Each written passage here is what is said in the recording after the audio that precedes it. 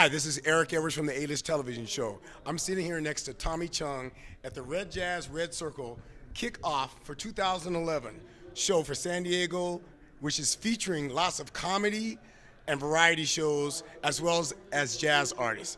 Now, Tommy, let me ask you this crazy question. How in the hell did you get started in the comedy business? My mama crazy, and I grew up dysfunctional in Detroit, and this was my therapy. See, if you break down the word therapy, it's they're happy. You see what I'm saying? Nice. That's a nice analogy. Yeah. So, it was like that. And I got started back in Detroit. Woo, long time ago. I want to tell my age. Black don't crack, so we smoke it. We hold it. Oh, there you go. But yeah. I know a lot of crackheads in Detroit. This dude got a crack in his head. So I take it you were the class clown when you were little. I laughed the loudest. I wasn't always the one who told all the jokes, but I laughed the loudest, so I didn't want to get in trouble.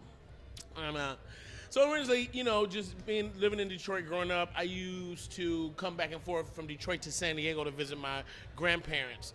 And I ended up migrating here and moving here and going to Patrick Henry High School.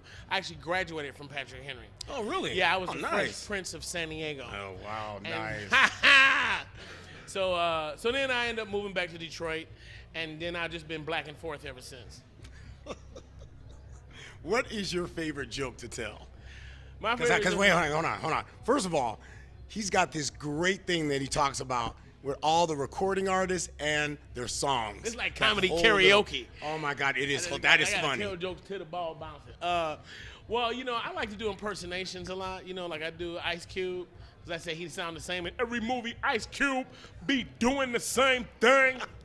I did Friday, then I did next Friday, then I did Friday after that. I did 19 Fridays, and I might do the weekend.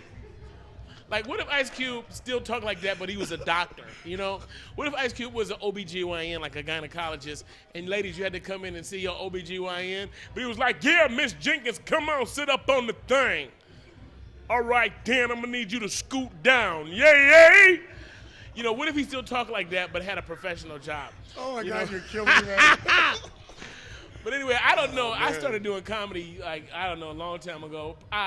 I started, I was doing plays in high school in San Diego, and I was in a lot of the theater productions. And then when I went back to Detroit, I got into some repertory stuff, but I was kind of young, so they didn't have a lot of parts for me. So I started doing stand-up comedy back in the old days, you know what I'm saying, before Def Comedy Jam, at the end of mainstream comedy, when Comic Strip Live was on, and when, Adam Sandler was young and coming up. And I used to open for Tim Allen outside nice. Detroit. He got me my first real gig at the Comedy Castle in Detroit, Michigan. But he don't remember me now. I be, Tim, that's funny. Hey, dog, what's up with all that money? He's on security. He be like, security. I don't know you. That's I don't funny. know you. But I'm the only other Tommy Chunn. There's Tommy Chong, yeah. And my name is Tommy Chunn, Chunn. Now, how did you do on your very first time on stage? My very first time, I did good, because I've always been silly. I'm just retarded. I'm just, I always exhibitionist, and I just like to have fun. So I did pretty good my first time, because they asked me to come back, and I didn't get booed. You know what I'm saying? I did Apollo. I didn't get booed on Apollo.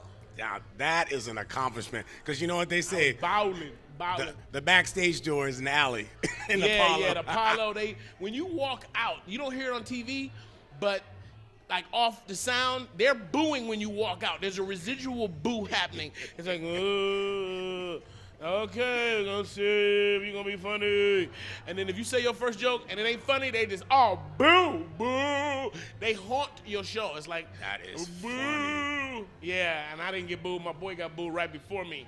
And he got booed. He was in a boo denial because he kept talking, trying to work through the boo, and pretty soon the boo got higher than him, so it just sounded like he was, and all you heard was the boo, and they were like, come get him. There came the big, what is it? The big hook. The big hook. Yeah, I mean, that's tough. The Sandman came out, yeah, you exactly. suck, you ain't funny. And that's like the hardest thing to bomb on Apollo, but I killed on Apollo. But my boy, he bombed. I don't want to say his name because I don't want to put a negative thing, but I just say he had on a dashiki and some sandals. Wow, that's enough to be. That's enough to get booed right there. Yeah. So other than that, I've done a lot of things in my career. I've done, like 3 or 4 Def Comedy Jams. I work with Master P. I got the hook up, Comedy Jam. I've done Comedy Central. I've done Star Search. I got the hook up. I was the retarded guy on the bike. Like, Now I'm gonna have to go rent that just so I can see that. yeah, so that was me, and I just did a movie with Ving Rhames. It's my first dramatic role, nice. and it's not a huge part, but I get shot in the head in the movie. It's kind of cool to die in the movie. And I'm in the trunk all mangled up, and they told me don't blink and don't breathe. You know, it's harder to be dead in the movie than it is to be alive in the movie. It seems like it would be. And I gotta hold my breath, and they put me in the trunk. You know, my big ass, I couldn't get in there. Nice. So yeah, man. So we're here down here now at the Red Circle Jazz Club in downtown San Diego, 4th and East Street, and we're gonna start having comedy here. I'm bringing comedy back to San Diego, cause I've done like a lot of venues in San Diego. I mean, I've done 4th and B a million times. I've done Spreckles. I've done the Lyceum.